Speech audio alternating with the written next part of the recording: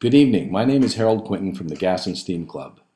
This year we thought we would try something a little different, take you into the bush and show you the entire process of making cedar shingles. It starts in the winter, and this year we cut logs on two farms, Don Drake's north of Zephyr Road and Paul Harder's in Saintfield. When a tree is down, it's trimmed, chained, and then pulled out of the bush. Both Don and Paul not only donated their time, but also their machinery to help us out. Here's Paul using a vintage 1950s era International tractor.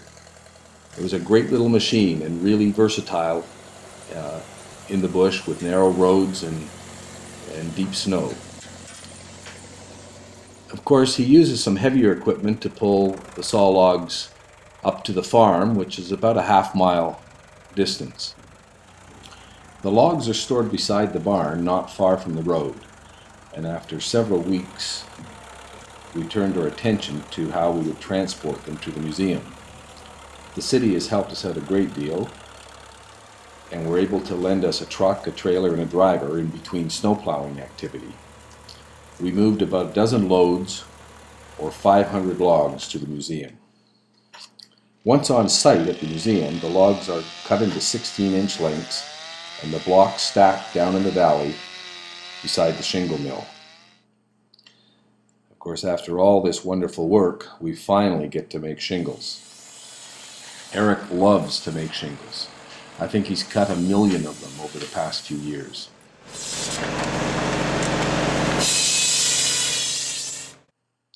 We have a wonderful shingle mill, 1880s vintage, locally manufactured, and a real treat to run.